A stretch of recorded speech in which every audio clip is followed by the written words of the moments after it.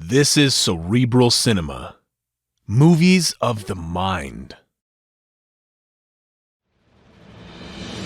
Cerebral Cinema and the WON Radio Network present to you Superwoman. Yes, Superwoman, the dynamic crime fighter. Superwoman, the champion of justice. Superwoman, who in truth is mild-mannered Chicago news reporter Emily Nesbacher.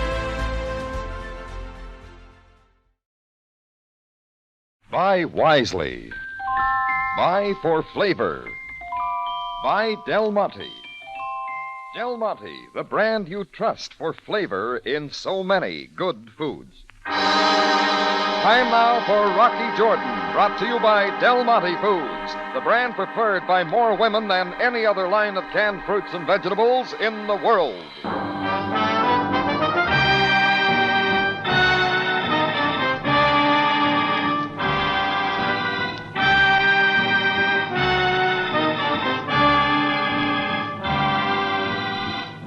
Not far from the Mosque Sultan Hassan in Cairo stands the Cafe Tambourine, run by Rocky Jordan. The Cafe Tambourine, crowded with forgotten men, alive with the babble of many languages. For this is Cairo, where modern adventure and intrigue unfold against the backdrop of antiquity. Del Monte presents Rocky Jordan and this week's story, The Veiled People.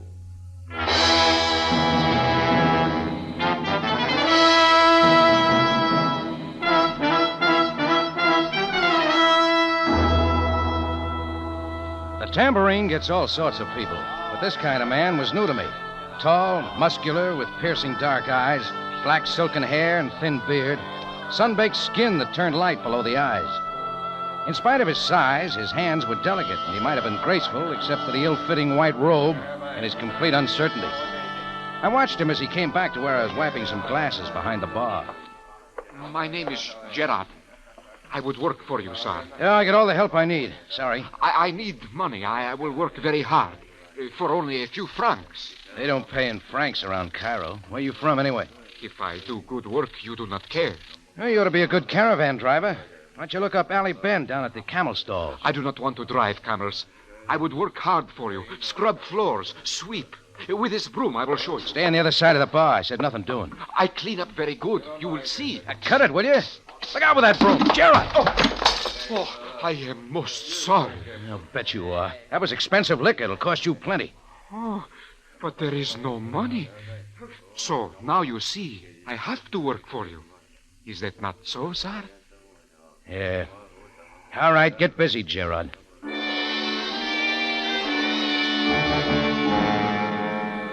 There was nothing to do but let him work it out. It was all new to him, but he was tireless. And by night, he had the place as spotless as my grandmother's kitchen. The Cairo streets had him confused, so I helped direct him to an address in the Sharia El Gama. But he was back bright and early the next day, hard at work. That evening, I told him he'd worked off his debt, gave him a few piastres, and said he could stay on. Whoever he was or where he came from, he seemed like a good man to have around. He thanked me and hurried away. I figured the Tambourine had had its fill of strange characters for a while, but a few minutes later, there were two more. They were tall and erect, dressed in blue robes. It wasn't just the fact that they blocked the door that sent me hurrying up front, but something else. The black veils that covered their faces. Look well over the room, Jeb. The eyes regard each person, Hagar. All right, empty, boys. Fun's over. Take the masquerade someplace else. Tell us now where he is. We talk when you take off the disguise. You know, your wives will be missing those veils. The insult, Hagar. So, now we show him the knives, Jeb. You see, sheathed to the wrists, sharp for the throat of the offender. Yeah. Now, where is the one who calls himself Gerard? Gerard? What's your interest? It is one which brings us from far across the sand. From the land of fear we come. Silence, Jeb. We talk only of the shameless one. As you say, the one who calls himself Gerard. He's not around. But he will return here? Maybe. You got quite a wait. The people of the desert are doomed to patience. We will wait here. Yeah, hold on. We got rules at the Tambourine. You check your knives at the door. The knives remain with us. Not in here, they don't. Keep it outside. So, as he wishes, Jeb. We'll remain close by until the shameless one returns.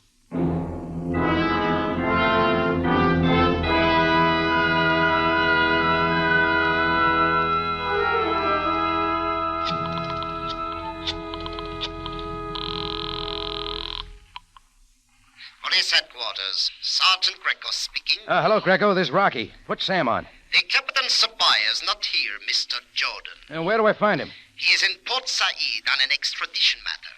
Now, kindly state your business. I want some of your men over here on the double. And why? A bunch of characters are scratching around outside, a little too anxious with knives. Indeed. Your tambourine has a way of attracting the disreputable. All right, just get them out of here, Greco, before they make trouble. Proceed, please. Describe them quickly. Oh, you can't miss them. There's 3 of them, tall, wearing blue robes. You fear the Falahin? Well, these aren't just farmers, Greco. They're different. Hey, and get this. They all wear veils. Mr. Jordan, listen to me. You will leave them alone. Do not so much as look at them twice. Oh, cut it, Greco. They aren't women, they're men. Men wearing veils, Mr. Jordan? Well, you figure it out. Now get busy. Mr. Jordan, it appears that once again your mind is clouded from the wares of your cafe. I suggest you get some sleep. When you awake, you may call me again if you remember anything. Until then, good night, Mr. Jordan. Greco, listen to me. Well, that meant I had no help from the police. Not with Greco on duty. As though that wasn't enough, Chris popped his head in the door just then with some news. He'd just been checking the cash in the register up front. It was almost 100 pounds short. In spite of all the confusion, Gerard had been gone only 15 minutes. Chris had an idea, and so did I.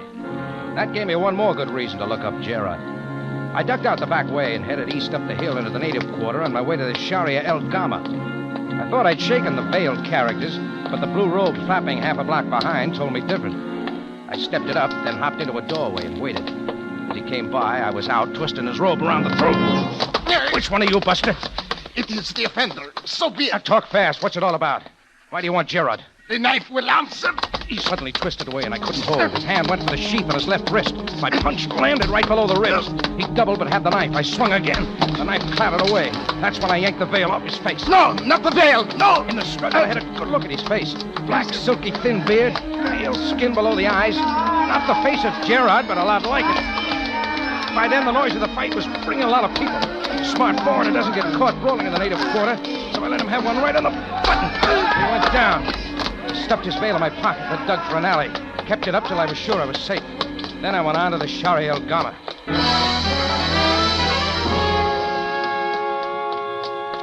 The dim streetlight pointed out the place I was after. A hovel fronting the street. A horse-drawn gharry, complete with driver, stood in front. Before I reached it, I had one more hurdle. Oh, another time. Out of the way, Imshi. An unfortunate blind for the eyes that do not see. Alayati, Imshi. Bakshi. I shook him off as I saw a frightened native girl run from the house. She dumped a bundle of clothes in the gharry and was climbing in fast. Quickly now, driver. Hey, just a minute, lady. I want to talk to you. No. It's about Gerard. I've got to see him. Where is he? Driver, whip the horse. Do not wait. Alatul. I had my hand on the gharry, but it yanked away, and I went sprawling. By the time I was up again, the gharry had carried the girl far down the street, too fast to follow. Well, the door to the house was wide open, so I went in. I found a candle, lit it. After a couple of minutes looking, decided I'd find nothing there. I was right, and I was wrong. Turn around, Senor Jordan, but carefully so. I turned and faced the voice. He stood in the doorway, wearing a black flop hat over a mottled face. His crooked teeth were showing, but the grin wasn't pleasant. And he held a gun. Sit down, Senor Jordan. We will talk about her now. Sit down. Sure. Now, tell me all about her. But I must ask you, where did she go? I don't know. Obviously, you too have an interest in her. Else, why are you here? I came looking for Gerard. Only because he might lead you to her. Is that not so? No, I knew nothing about her. It happens Gerard works for me at my cafe. Yes, I know. I follow him for a time from your cafe tonight, but the wily one, he evaded me. That's how you know my name. I didn't get yours. Antonio Scorpio, senor. Now, how does Gerard concern you? Oh, none at all, except as excellent bait. Now, let us forget him. And while you're about it, maybe you can explain a bunch of guys running around Cairo with veils over their faces. Let them return to their beds of sand where they belong. That's no affair of mine. But the girl is. Why? Senor, I'm beginning to wonder if you do know anything of this. Is it possible you do not know who she is? You got it right. Then you don't know her worth in gold or silver. Waiting for you to tell me. I believe I will offer you something even better, my friend. This begins to shape up like a deal. Well, perhaps it is. It seems that you have won the confidence of this Gerard. It is possible that he places a certain trust in you. You will wait here for him. Yeah? You have only to obtain the whereabouts of the girl whose name is Sheila. Bring the information to me, and you shall be well repaid. What happens to her and Gerard? That need never concern you. Well, senor? You think I'd go for a deal like that? Well, we who for reasons cannot return to our own country must live as best we can. You answer. Tell me all of it. I'll decide then. Then you will get out of here. I will wait alone and you will get nothing. Have it your way, Scorpio. Yes. Arrivederci, senor. But mark you, keep your lips sealed. Your life means no more to me than those of the desert. Now get out.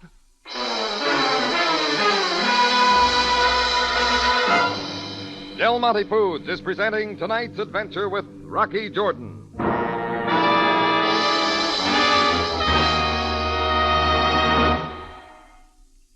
With jolly old St. Nick due for his annual visit in just 2 weeks, there's a festive spirit pervading the land. Yes, it's the time of year for entertaining. And that, as you ladies know, means a lot of meals to plan. So here's a timely suggestion. Start your meals off on the right note of enjoyment with the perfect appetizer. Del Monte tomato juice. Yes, Del Monte tomato juice is the perfect appetizer. Its just right tang and rich tomato flavor really whets the appetite. Get your meal off to a flying start.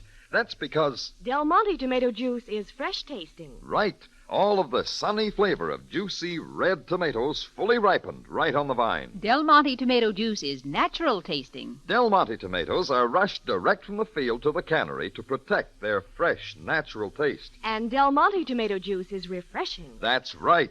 The fresh, natural flavor of Del Monte tomato juice means real refreshment.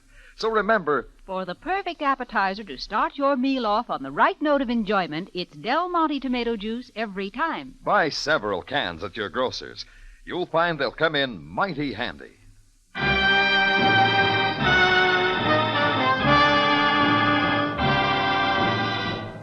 And now we take you back to Cairo and tonight's Rocky Jordan story, The Veiled People.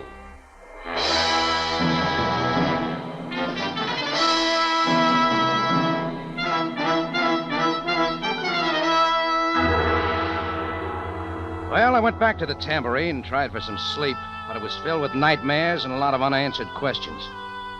Next morning, I was reading the paper over some coffee when an item on page 2 caught my eye. Body of unidentified murder victim found in house at 1410 Sharia El Gama. Body taken to morgue. That was all, but not for me. 1410 Sharia El Gama was the house I'd visited the night before. I went to headquarters to pay my last respects to Gerard. Greco was still sitting at Sam's desk. I repeat, Mr. Jordan, the Captain Sabaya is in Port Said. I am in command. All right, you'll do, Greco. You brought in a body from a place on Shari El Gama last night. I'd like to see it. You seem to have a special zest for the dead. Oh, cut it, Greco. Just take me to the morgue. Do you think you can identify him? Yeah, I think so. This way, Mr. Jordan. You seem most tired. Perhaps the affairs of the night. Yeah. Would it be that you saw more of the men with veils? Or perhaps the masks on their faces? Yeah, that's right. Want to hear about them? Indeed not. Your dreams obviously confuse Cairo with Chicago. Over here. Oh, this the one? Feast your eyes, Mr. Jordan. Well, that's not... Your obvious surprise does not escape me, Mr. Jordan. Who is he? Not who I thought. Name's Antonio Scorpio. Antonio Scorpio. How'd he die? From the knife, of course. This one here? Do not touch it, Mr. Jordan. I wouldn't think of it. You ever see a knife like this? In my time, I have seen many knives. They are all for one purpose. Now, I have other matters. Are you coming, Mr. Jordan? Yeah, sure, Greco. And, thanks for everything. I followed him up and went out. My thanks to Greco had been for a knife I pocketed as he turned away. It was exactly like the ones carried by the veiled men. I caught the first taxi and made it across town to the Cairo Museum. After a little waiting, got in to see the curator of the weapons division, a kindly white-topped Mr. Winters. I introduced myself and laid the knife on his desk. Well, it is not the best specimen, Mr. Jordan, but it seems authentic. Wicked-looking thing, isn't it? Where did you get it? Now, let's just say I found it, Mr. Winters. Who would use a knife like that? Well, it is the favorite weapon of the Tuareg. They sheathe them to the wrist for instant use. Tuareg? Yes, Tuareg. Remarkable people. Nomads living in the heart of the Sahara, called by many the land of fear. That much checks. I'm just trying to remember. There's something different about the Tuareg. Well, I should say, yes. By some, they are known as the Desert Raiders, and by others, and I think much more appropriately, the people of the Veil. Oh, of course, the veils. They all wear veils? Oh, no. Not the women, Mr. Jordan. Only the men. The litham, it is called. A black cloth to hide the faces of the men day and night. Still don't get it. Well, you can say it's an answer lost to antiquity. Custom gone into reverse, you might say. In fact, a mild form of matriarchy exists. Mr. Winters. Yes? Supposing one of the Tuareg wanted to get away from the tribe and then lose his identity, how could he best do that? Why, well, really, I couldn't say. All he'd have to do is change to other clothes and take off the veil. His own people might not even recognize him. Oh, but it's hardly likely. They consider removing the veil as shameless. But it is a thought. Is it possible that you are a writer, Mr. Jordan? Nobody'd ever believe this story. Well, thanks, Mr. Winters. No, not at all. Please let me know how your story turns out. Sure. If I ever find out myself.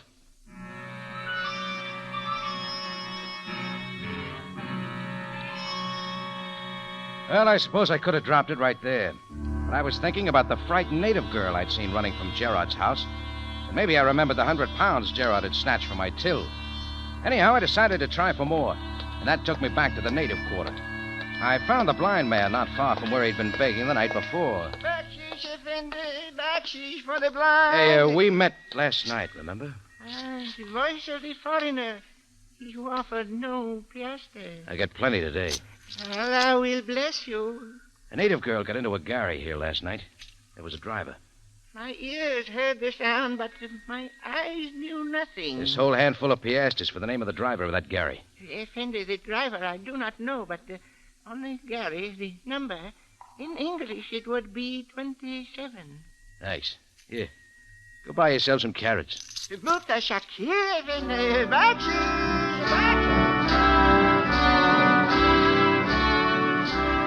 It took half an hour to locate the driver of the Gary 27 and a half-pound to get him to tell me where he'd taken the girl, to a little town south on the Nile called Helouan.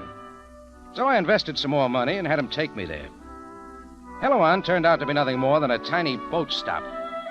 There were a few windowless shacks along the Nile banks. The driver pointed to one and was gone. I got to the open door of the shack and went in. I waited for my eyes to get accustomed to the dim light. So, even to this sad place you choose to follow.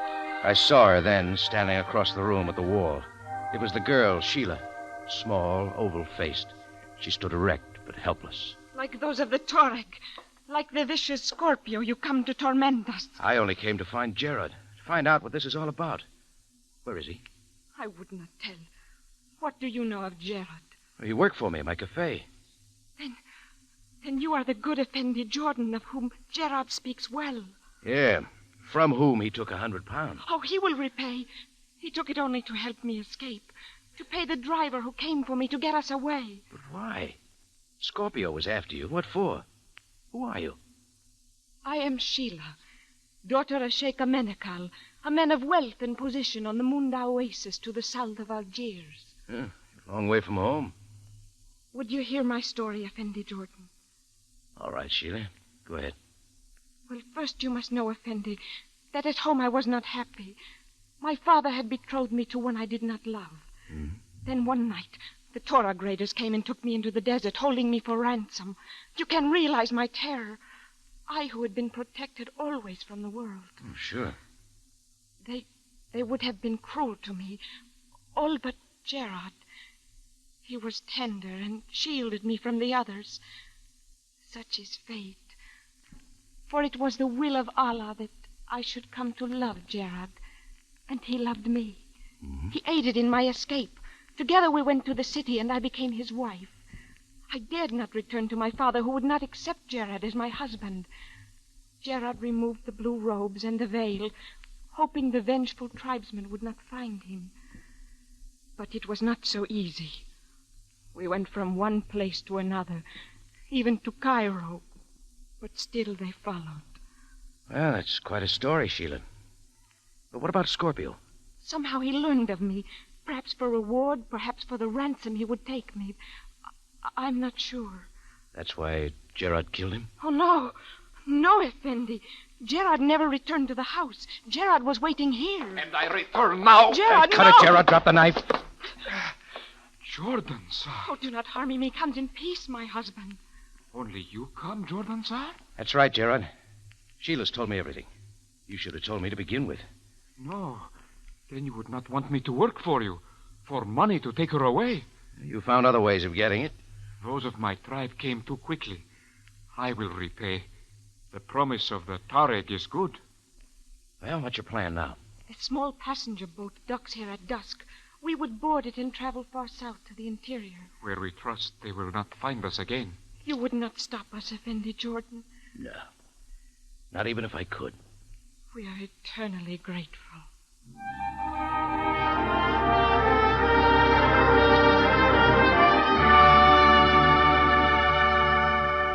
I waited there with him the rest of the afternoon.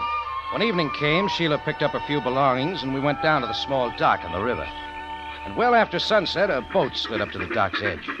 A narrow gangplank came down, but the deck was strangely deserted. All we could see was the pilot up in the cabin, and his face was straight ahead. Something didn't look right. Gerard, I do not understand this. Come, Sheila.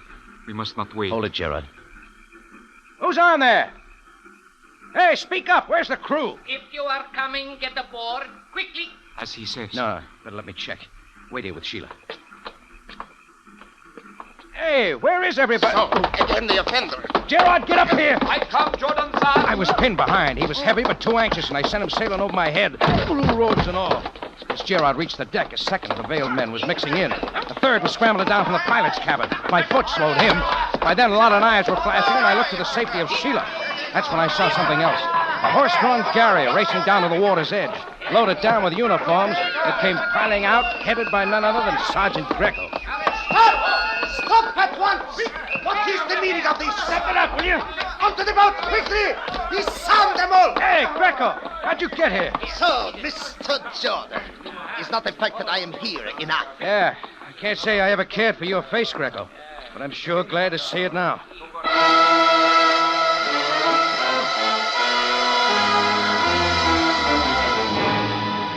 In just a moment, Rocky Jordan returns to conclude tonight's story.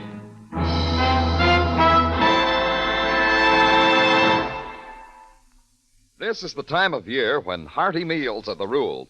And since one good rule deserves another, here's one you'll want to keep. Keep a bottle of Del Monte catsup on your table. You'll find its zippy, zesty flavor makes so many foods extra tempting, extra delicious. Yes, Del Monte catsup has a satisfying, rich tomato flavor that does justice to the finest steak. It's livelier, it's peppier.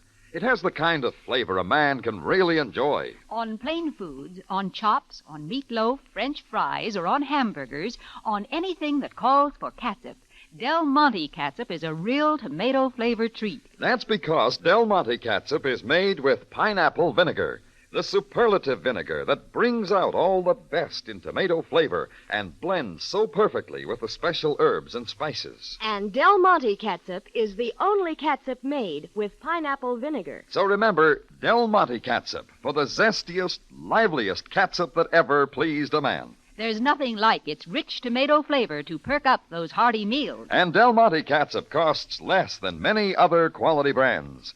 If you haven't tried Del Monte catsup, you're missing a real flavor treat. Try it soon.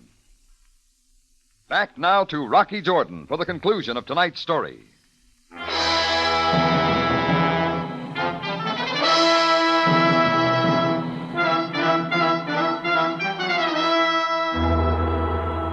Well, with Greco and the police swarming around, the veiled men gave it up before too much damage was done to anybody.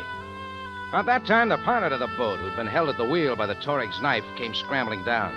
He was glad enough to turn the boat around, and with all of us aboard, he went back down the Nile and docked at Cairo. The three veiled men got a cell apiece. Gerard and Sheila waited outside as Greco commanded me into Sam Sabaya's office. I will now complete the dossier on this case. Sit there, Mr. Jordan. Sure, Greco. Oh, by the way, Sam always has coffee. It can wait. Now, first, the matter of 100 pounds stolen by Gerard from your cafe. I'm not preferring charges, Grego. Gerard will pay up. Very well, as you wish. Oh, he needed it bad. He'd hoped to earn enough working at my cafe to get Sheila away, but his tribesmen found him way too quick. Oh, they've both been through enough. Gerard asked for it when he helped Sheila escape from the Torig. I can understand why they didn't go right to her father, Sheik Amenikau. Gerard's life wouldn't have been worth much. Am I boring you? Quite to the contrary, Mr. Jordan. The Torig must have been asking a fancy ransom. Somehow, Antonio Scorpio got wind of it, and he located Sheila and Gerard and followed along, figuring to cut in. When the veiled men found Scorpio at Gerard's house last night, it was their chance to get rid of him. Of course, you didn't check on Scorpio. You will be disappointed. Antonio Scorpio was a notorious criminal, last known operating in Algiers. Good boy, Grego. Sam's going to be real proud of you. That is my intent. You were most kind to help. Me? It is so easy to follow the Occidental mind. What are you getting at? It happens that I intended to do nothing but the matter of the knife which disappeared from the morgue. It was so like you, Mr. Jordan. Oh, here. It's all yours, Grego. At that point, I invoked the command of the Captain Sabaya when he left me in charge, that should you again become involved in one of your usual escapades, that questions would prove futile, I was only to watch you and follow. It was simple for us both to take the same path. How'd you find me down at Helawan? The driver of the garage took both you and Sheila to the Nile town. Could he not also take those of the police? Yeah, sure. Just one thing, Greco. No rough stuff with Gerard, huh? Sheikh Amenikau will be notified immediately, Mr. Jordan. It is a duty. And what then? Do not be concerned. Their marriage seems quite legal. Our father cannot force the girl's return. The man Gerard, under surveillance, may remain with her in Egypt. Oh, yeah. That's the way Sam would handle it. As you say, the Captain Sabaya will be most pleased with my report. Good night, Mr. Jordan. Good night, Greco. Oh, by the way, I've got something for you. You have, Mr. Jordan? What is it? This veil I grabbed off Hogarth's face. Try it on, Greco. I knew it ought to look good.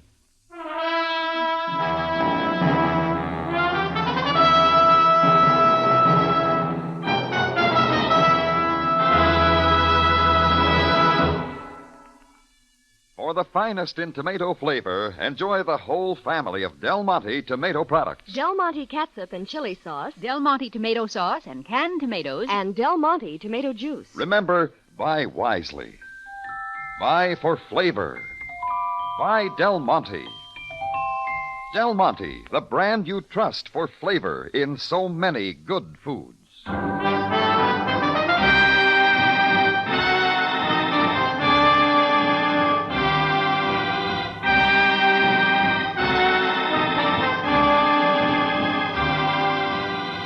Rocky Jordan, written by Larry Roman and Gomer Cool, stars Jack Moyles in the title role with Jay Novello as Sam Sabaya.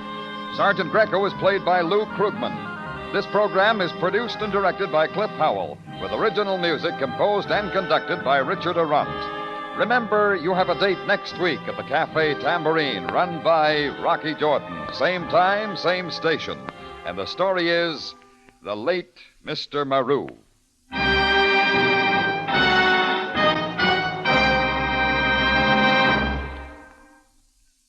For a gay, glamorous holiday dessert, serve Del Monte fruit cocktail. 5 luscious fruits, ready cut, so easy to serve, so pleasing to see, so delicious to taste. Del Monte fruit cocktail.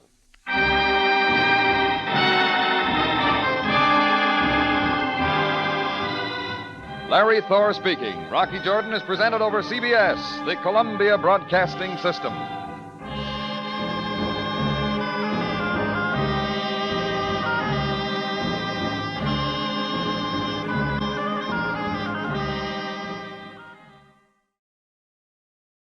Cerebral Cinema hopes you have enjoyed this movie of the mind.